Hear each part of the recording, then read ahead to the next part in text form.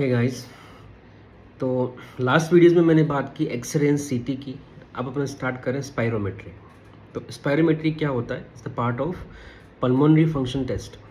ठीक है, is a part of pulmonary function test. Pulmonary function test क्या है? ठीक है, जो लंग्स के जो टेस्ट है, कुछ टेस्ट ऐसे हैं जो आपको लंग की जो वॉल्यूम्स वगैरह है वो आपको बताते हैं। कुछ टेस्ट ऐसे हैं जो नॉर्मली जो स्पायरोमेट्री से वॉल्यूम नहीं आप देख सकते, वो भी इसके अंदर आते हैं। तो कई तरह के टेस्ट यहाँ पे होते हैं। सबसे पहले अपन बात करेंगे टेस्ट के आगे मैं क्लासीफाई करूँगा उनको, पीएफटी क्या होता है उसके बारे में आपको बताऊँगा, मैं अलग अलग टेस्ट होते हैं। ठीक है, तो सबसे पहले अपन बात करेंगे सिग्निफिकेंस और इंडिकेशंस की। तो सिग्निफिकेंस क्या है, इंडिकेशंस क्या है? सबसे पहले डायग्नोस्टिक इंडिकेशंस आप लिख सकते हैं उसको। डायग्नोस्टिक इंडिकेशन, डायग्नोस्टिक इंडिकेशन के अंदर सबसे पहला आता है helps in diagnosing and differentiating many of the respiratory disease like obstructive and restrictive disease. तो ऑब्स्ट्रक्टिव और रेस्ट्रिक्टिव डिजीज को आप यहाँ पे डिफरेंशिएट कर सकते हो, डायग्नोस कर सकते हो। That is the use of PFT और स्पायरोमेट्री। दोनों इंटरचेंजेबली टर्म आजकल यूज होती है क्योंकि मैंने स्पायरोमेट्री किया जाता है, but spirometry is the part of PFT. Okay, next है diagnosis of exercise induced asthma और डिफरेंशिएटिंग ब्रोंकाइटिस और अस्थमा। ठीक है, तो डायग्नोसिस में मैंने बताया कि डायग्नोसिस आप कर सकते हो ऑब्स्ट्रक्टिव डिजीज़ की, रेस्ट्रिक्टिव डिजीज़ की। तो एग्जांपल के लिए मैंने दिया अस्थमा का डायग्नोसिस आप यहाँ से कर सकते हो। और डिफरेंशिएट किसको कर सकते हो? क्रोनिक ब्रोंकाइटिस को आप अस्थमा से डिफरेंशिएट किया जा सकता है। तो क्रोनिक ब्रोंकाइटिस यहाँ पे ब्रोंकोडायलेटर रेस्पॉन्सिव नहीं होगा, अस्थमा यहाँ पे ब्रोंकोडायलेटर रेस्पॉन्सिव होता है। नेक्स्ट है early detection of small airway disease. Small airway disease मतलब जब आपका पीक एक्सपिरेटरी फ्लो पीईएफ 25 to 75% तक अपन लेते हैं उसको, तो वो जब 80% से कम आता है तो उसको अपन स्मॉल एयरवे डिजीज में काउंट करते हैं। जो स्मॉल एयरवे जैसे लाइक ब्रोंक्योलाइटिस हो गया या कुछ एबीपीए वगैरह हो गया, ये स्मॉल एयरवे डिजीज के अंदर आती है। तो यहाँ पे अर्ली डिटेक्शन यहाँ पे हो सकता है। उसके लिए आप स्मॉल जो मोलिकुलर जो ब्रोंकोडायलेटर्स होते हैं, जो इनकी जो ब्रोंकोडायलेटर की साइज की बहुत कम होती है, लाइक लेस देन 5 mm होती है, उनका आप यहाँ पे यूज़ कर सकते हैं। Next assessment, assessment of course of disease and effect of therapy.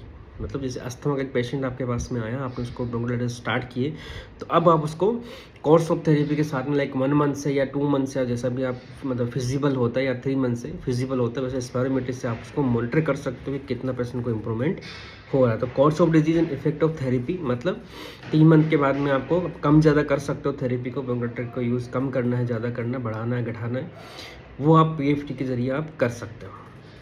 Next है objective quantitative measurement of lung disease due to occupational injuries. Occupational injury जो होती है उनके अंदर एज ए आप कैसे यूज़ कर सकते हो? ऑब्जेक्टिव और quantitative measurement of lung disease आप उसको यूज़ कर सकते हो।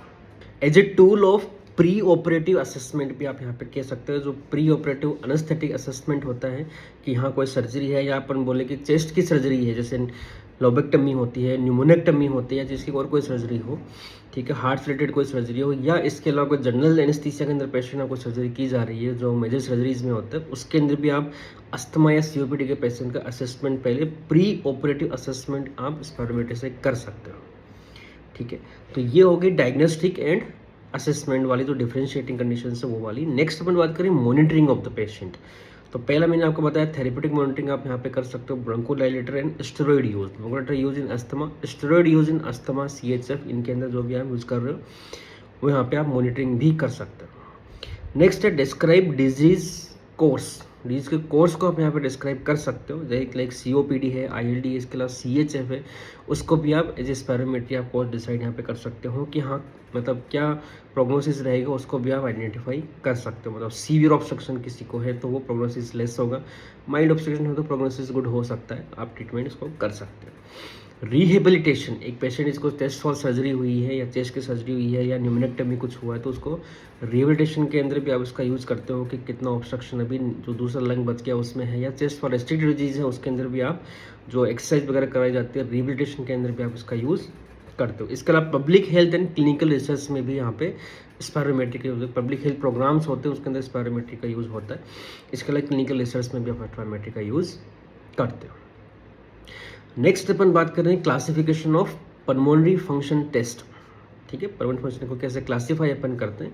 तो सबसे पहला आता है टेस्ट ऑफ वेंटिलेटरी फंक्शंस। जो लंग्स का जो वेंटिलेशन है, मतलब गैस एक्सचेंज वाला जो फंक्शन है, उसके अंदर अपन बात करेंगे। तो यहाँ पे जो बात होती है वो होती है evaluation of lung volume and capacities. तो पहला आप लिखिए टेस्ट ऑफ वेंटिलेटरी फंक्शन, वहाँ पे इवेल्यूएट अपन क्या करेंगे, लंग वॉल्यूम्स एंड कैपेसिटीज। अब वॉल्यूम्स आपको बहुत तरह के वॉल्यूम्स आपको पता होता है, टाइडल वॉल्यूम्स हो गया, ठीक है, और इंस्पिरेट रिजर्व वॉल्यूम हो गया, ठीक है, एक्सपिरेट रिजर्व वॉल्यूम वगैरह हो गए। तो यूजुअली जो क्या होता है कि जो कौन सा यूज़ नहीं किया जाता है, कि ये क्वेश्चन आपके सामने आता है कि कौन सा आप स्पायरोमेट्री से नहीं कर सकते, जो रेजिडुअल वॉल्यूम है, और वही रेजिडुअल वॉल्यूम, और जैसे फंक्शनल रेसिडुअल वॉल्यूम हो गया, तो रेसिडुअल वॉल्यूम आरवी हो गया, फंक्शनल रेसिडुअल वॉल्यूम हो गया, और तीसरा जो टोटल कैपेसिटी हो गई लंग की, क्योंकि वो उसमें भी रेसिडुअल वॉल्यूम आपका काम में आता है। तो रेसिडुअल वॉल्यूम आप इससे नहीं नाप सकते, तो एफआर से भी आप नहीं नाप पाओगे, और साथ में टोटल लंग कैपेसिटी भी आप टीएलसी इसको अपन बोलते हैं, वो भी आप मेजर नहीं कर सकते। वो किससे मेजर किया जाता है, प्लेथिस्मोग्राफी से। तो ये आप नोट कर लेना। इसके अलावा जो इंस्पिरेट रिजर्व वॉल्यूम है, एक्सपिरेट रिजर्व वॉल्यूम है, ठीक है, वाइटल कैपेसिटीज़ है, और जो टाइडल वॉल्यूम्स है, वो आप यहाँ पे आप मेजर कर सकते हो, ठीक है।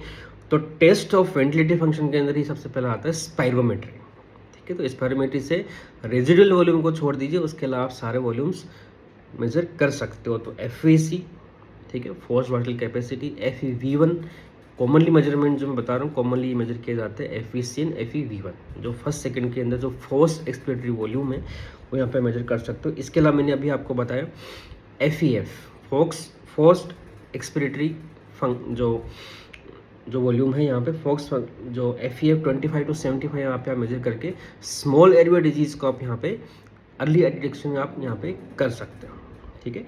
फिर MVV, मैकेनिकल वेंटिलेशन जो है पे यहाँ पे मैकेनिकल जो वॉल्यूम है वो भी आप यहाँ पे मतलब एक तरह से बोल सकते हो कि जो टोटल लंग कैपेसिटी की वजह यहाँ पे वाइटल कैपेसिटी आप यहाँ पे मेजर कर सकते हो। टोटल लंग कैपेसिटी यहाँ पे मेजर नहीं कर सकते क्योंकि यहाँ पे रेजिडुअल वॉल्यूम आपका काम में आता है। तो इसके लिए नेक्स्ट आता है बॉडी प्लेथिस्मोग्राफी। तो बॉडी प्लेथिस्मोग्राफी से आप यहाँ पर रेजिडुअल वॉल्यूम भी आप मेजर कर सकते हो। और तीसरा यहाँ पे होता है गैस डाइल्यूशन मेथड, उससे भी आप रेजिडुअल वॉल्यूम और फंक्शनल रेजिडुअल कैपेसिटी आप मेजर कर सकते हो। नेक्स्ट है टेस्ट फॉर गैस एक्सचेंज। ये तो हुआ test for ventilatory function of the lung. Next है टेस्ट फॉर गैस एक्सचेंज। तो गैस एक्सचेंज के अंदर आपका आता है पहला डिफ्यूजन, ठीक है। तो डिफ्यूजन कैसे मेजर करते हो, या तो ABG आप यूज़ करते हो, ठीक है, आर्टीरियल ब्लड गैस एनालिसिस, या फिर DLC, ठीक है। DLC और diffusion lung capacity of carbon monoxide आप यहाँ पे यूज़ कर सकते हो। उनको आप करके आप डिफ्यूजन आप टेस्ट यहाँ पे कर सकते हो गैस एक्सचेंज के लिए। इसके अलावा ऑक्सीमेट्री, जो पल्स ऑक्सीमीटर होता है वो भी आपका डिफ्यूजन का ही टेस्ट होता है, गैस एक्सचेंज का ही टेस्ट होता है, ठीक है। तो ऑक्सीमेट्री ऑक्सीजन सेचुरेशन यहाँ पे आप मेजर करते हो। ये टेस्ट क्या है, टेस्ट फॉर गैस एक्सचेंज का एक टाइप हो गया। लास्ट है कैप्नोग्राफी में क्या दिया, transcutaneous CO2, transcutaneous carbon dioxide की जो लेवल है वो आप कैप्नोग्राफी से आप यूज़ कर सकते हो। इसको अपन EtCO2 मेजर करते हैं, जो एंटाइडल वॉल्यूम जो PCO2 होते हैं, एंटाइडल जो CO2 होती है उसको यहाँ पे अपन मेजर करते हैं। कुछ अदर टेस्ट है वो भी PFT का ही पार्ट है, उसके अंदर आता है आपका लंग कंप्लायंस। तो लंग कंप्लायंस आप PFT का ही पार्ट है, उसको मेजर करते हो। दूसरा है for resistance and impedance measurement, उसके लिए आप यूज़ करते हो इम्पल्स ऑसिलोमेट्री, ठीक है। इम्पल्स ऑसिलोमेट्री का यूज़ करके आप resistance and impedance of lung आप यूज़ कर सकते हो। Assessment of residual lung function, और लास्ट है कार्डियोपल्मोनरी स्ट्रेस टेस्ट। तो ये सब टेस्ट भी आपके PFT का ही पार्ट है, लेकिन यहाँ पे अपन मेनली बात करेंगे स्पायरोमेट्री की। तो स्पायरोमेट्री क्या होता है, it measures the mechanical property of respiratory system,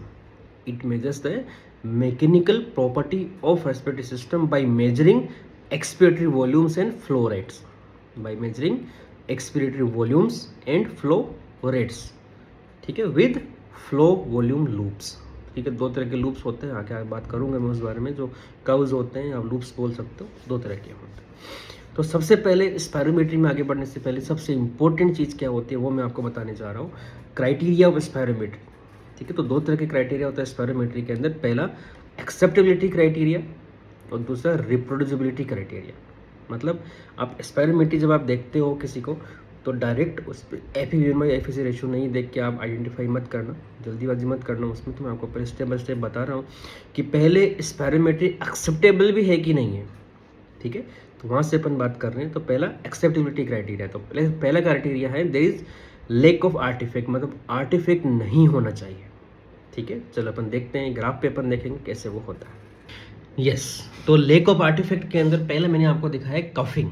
यदि पेशेंट को खांसी आ रही है तो वो स्पायरोमेट्री ग्राफ सही से नहीं माना जाएगा, या बोलेंगे एक्सेप्टेबिलिटी क्राइटेरिया को मैच नहीं करेगा, वो एक्सेप्टेबल नहीं होगा।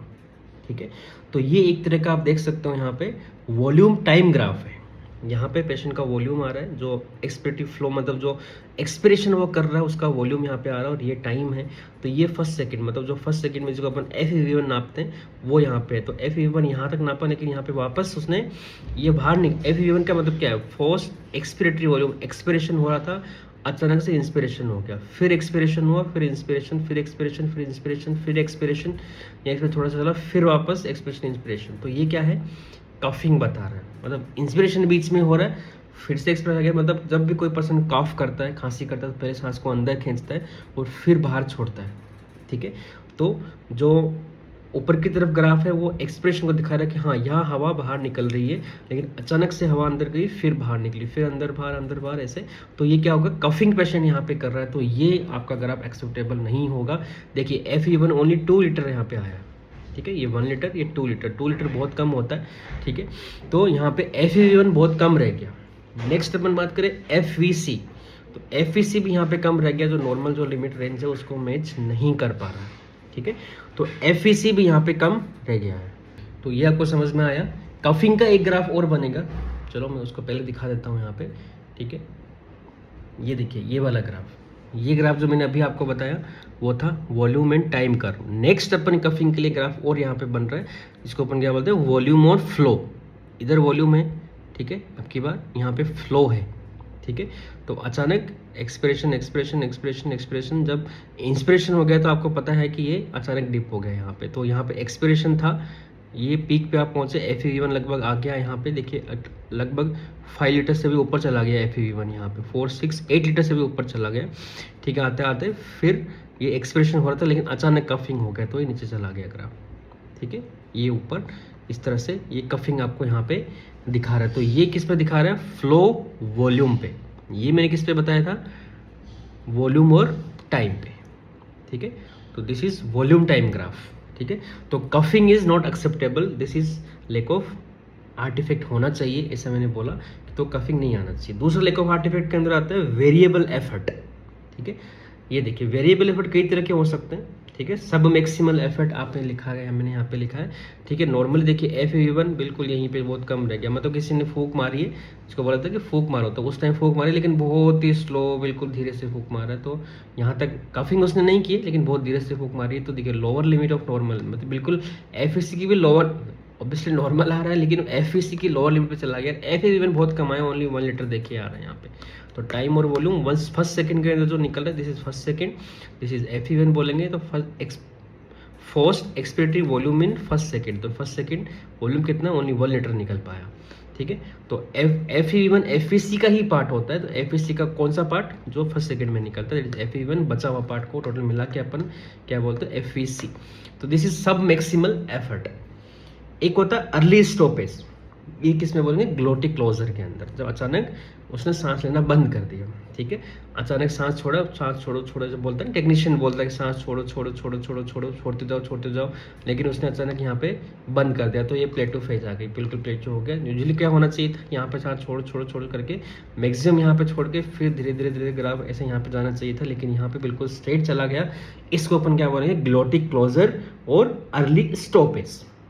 ठीक है, तीसरा यहाँ पे हो सकता है इक्विपमेंट इशू। इक्विपमेंट इशू भी हो सकता है, मान लो इक्विपमेंट में कहीं लीकेज हो, कहीं ने नाक बंद नहीं किया। कई बार जो स्पायरोमेट्री जो करते हैं पेरीफेरी के अंदर, वो उतना अच्छे से नहीं करते, क्योंकि वहाँ पे नोज क्लिप का यूज़ नहीं कर रहे। नोज क्लिप का यूज़ करें तो वो लीकेज वहाँ पे होगा, तो लीकेज के कारण भी आपको सब मैक्सिमल एफर्ट की तरह ही ग्राफ मिलेगा, क्योंकि पूरा अच्छे से एयर वहाँ पे नहीं निकल पाएगी। तो वो नोज क्लिप यूज़ नहीं करेंगे तो सब मैक्सिमल एफर्ट वहाँ पे रहेगा, लीकेज वहाँ पे रहेगा। तो वो इक्विपमेंट इश्यू हो गया एक तरह से, आप मतलब मेथड आपका रॉन्ग हो गया, तो उसके अंदर भी आपको यहाँ पे आर्टिफैक्ट मिलेगा।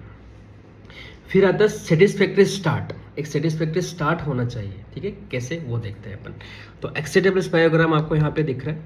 ठीक है, यस अभी देख पा रहे हैं, यस दिस इज एक्सेप्टेबल स्पायरोग्राम। तो पहले देखिए यहाँ पे वॉल्यूम मैंने लिखा है, यहाँ पे टाइम मैंने लिखा है, तो पहले आपको समझिए क्या कैसे होता है।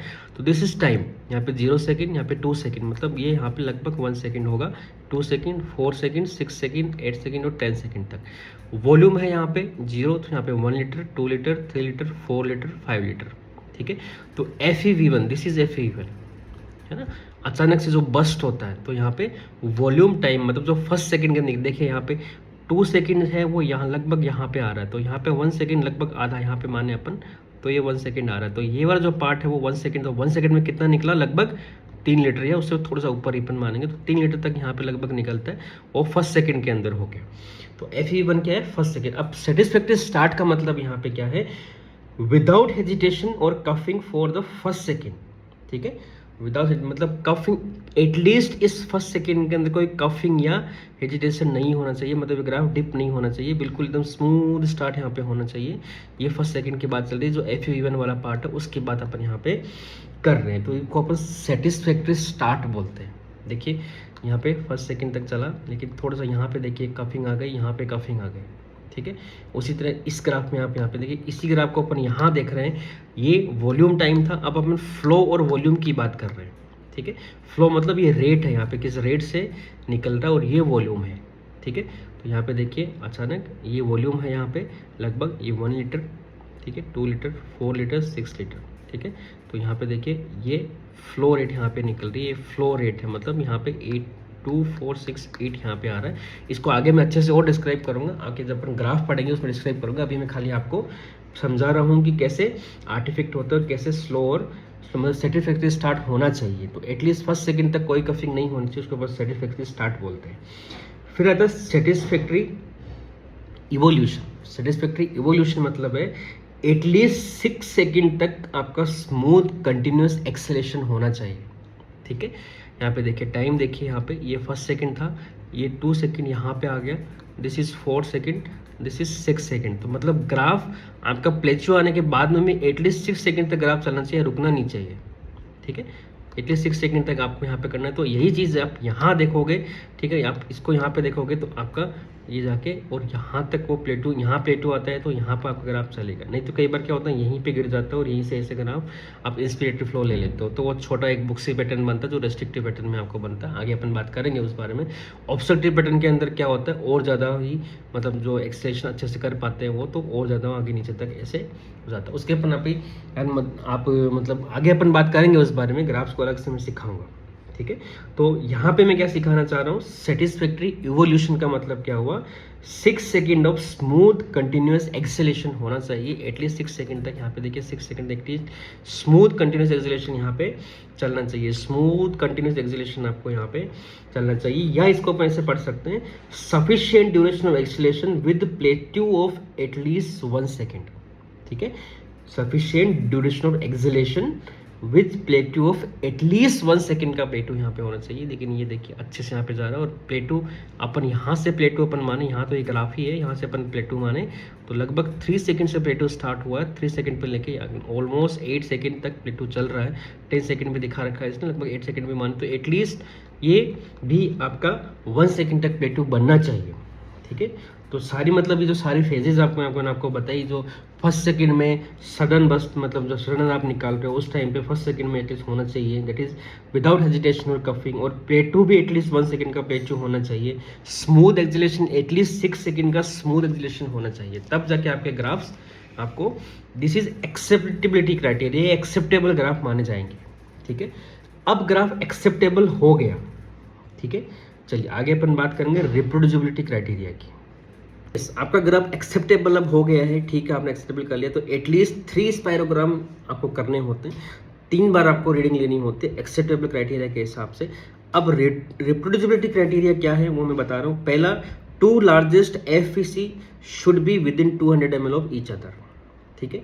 तो 2-3 ग्राफ आपके पास मिलेगी, इट मीन्स उनमें से 2 में से जो लार्जेस्ट FVC आप लेके चल रहे हो, मान लो 3 में से 2 की लार्जेस्ट FVC ज़्यादा है तो उन 2 को आपने लिया, उनके अंदर भी जो डिफरेंस है विद इन 200 ml होना चाहिए, ज़्यादा डिफरेंस वहाँ पे नहीं होना चाहिए, वरना वो एक्सेप्टेबल नहीं होगा। ऐसे ही FEV1 के लिए भी सेम है, FEV1 के अंदर भी एटलीस्ट 200 ml का जो डिफरेंस है वो एटलीस्ट यहाँ पे होना चाहिए, each other to largest FEV1 का डिफरेंस यहाँ पे इतना होना चाहिए, तब उसको अपन एक्सेप्टेबल करेंगे। और तीसरा है FEF, फोर्स्ड जो peak expiratory flow, sorry PEF है ना, PEF वैल्यू जो है PEF, पीक एक्सपिरेटरी फ्लो जो है वैल्यू है वो एटलीस्ट जो वेरिएबिलिटी है 15% वेरिएबिलिटी यहाँ पे होनी चाहिए, विद इन 15%, उससे ज़्यादा वेरिएबिलिटी यहाँ पे नहीं होनी चाहिए। तो 3 चीज़ आपने याद रखी, FEV1, FVC, तो डिफरेंस है एटलीस्ट विद इन 200 ml यहाँ पे होना चाहिए, और FEF जो PEF है, सॉरी पीक एक्सपिरेटरी फ्लो जो वैल्यू है वो एटलीस्ट विद इन 15% यहाँ पे होना चाहिए। तो तब यहाँ पे ये क्राइटेरिया आप मेट कर रहे हो,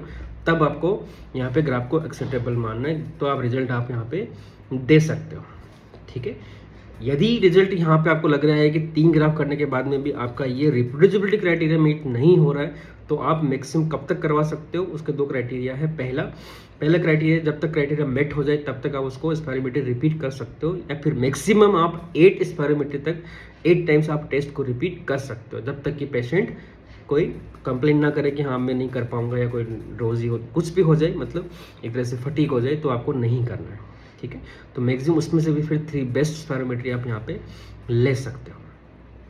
लास्ट अपन यहाँ पे कॉन्ट्राइंडिकेशन की ओर बात कर लेते हैं 2 मिनट में। तो कॉन्ट्राइंडिकेशंस क्या क्या है, पहला अनकोऑपरेटिव और सीवियर डिस्निक पेशेंट ऑक्सीजन पे है, डिस्निया में है, और अनकोऑपरेटिव पेशेंट है जो कोऑपरेट नहीं कर रहे, क्योंकि यहाँ बिना कोऑपरेटिंग के पेशेंट यहाँ पे स्पायरोमेट्री नहीं हो सकती।